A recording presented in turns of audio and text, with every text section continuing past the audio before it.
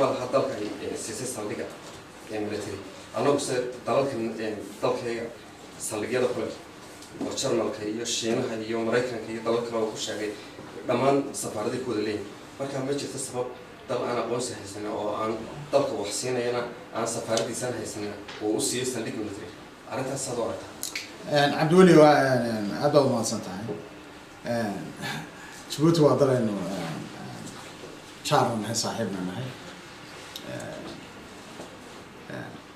waxa hubaala ninkaas waxa uu sheegay 12 mala dhowr iyo 10 qodob buu sheegayo oo yiri saldhigu dalkiisa uu ugu wanaagsan yahay inta soo dal ayaa keenay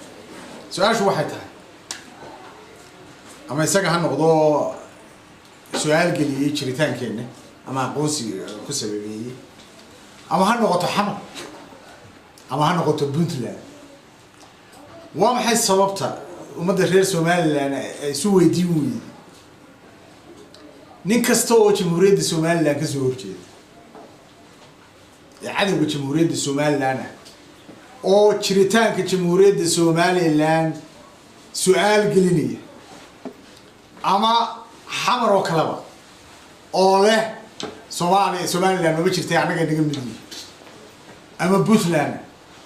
ama nin kale oo Soomaaliland u dhashay oo jecelayn deemada isaguna arinta de xamar jecel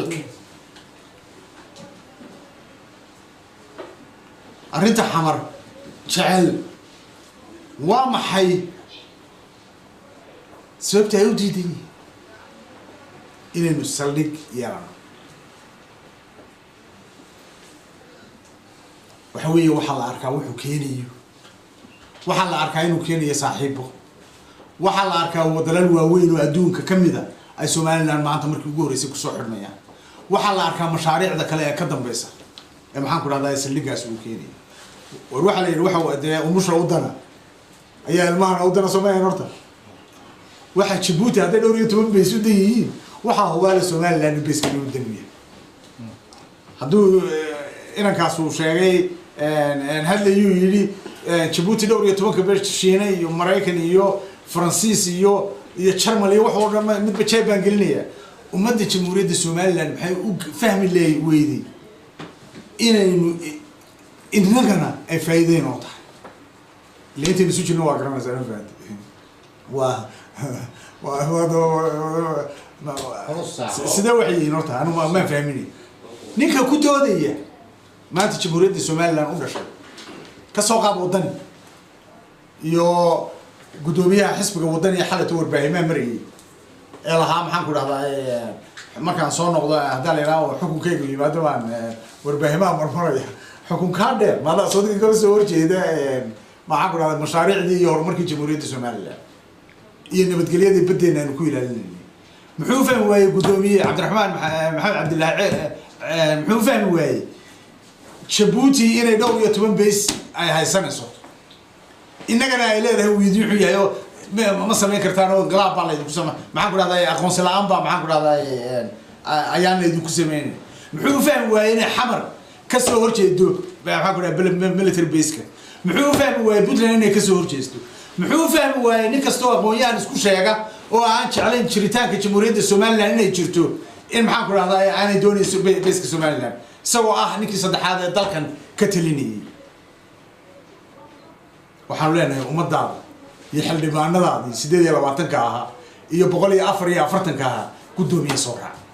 tani taladu ku jirta tani qarannimadu ku jirta tani ummad mid kale warday marka lama arag nin intuu gobol wadan xukumo nin saddexaad ah oo gudoomiye ah oo musharaxa oo diidan golihiisi iyo golihii kale guurtidu waxa ansixiya taariikhda bay dalna ka soo helimaysa aqlabiyad bin dimuqraadi weyn oo aqlabiyad bin dalka ku xukunaa soo garan maysid Djibouti Cabdiraxmaan dib u eegna wuxuu yiri Cabdiwali markuu idin mariyay shaqato ina weydiisaan bay tahay oo aad tirahdaan maxaad u eegay Djibouti waxay Djibouti uu ninkaas u lahaa aqoonsi malaha Soomaaliland oo la aqoonsan maayo maxay xamar u diidanta aqlabiyad baa dalkan lagu xukumaa hadduu maalintii naga badin lahaana waanu sheegnay waan de shuruucda qarankan raacay hadduu BBC da dhageysanayo iyadoo la doonayo xabar doodayso wasiirkii madaxtooyada ayuu cabdiraxmaan gudoomiyihii baarlamaanka ka soo horjeestay markaasuu ku raacay cabdi ismaaciil samatar oo jiritaanka jamhuuriyadda somaliland aan doonayn inay jirtaba oo dhowr jeer yidhi waxaan ku raacsanahay ma garanaysaa professorka su-aalkan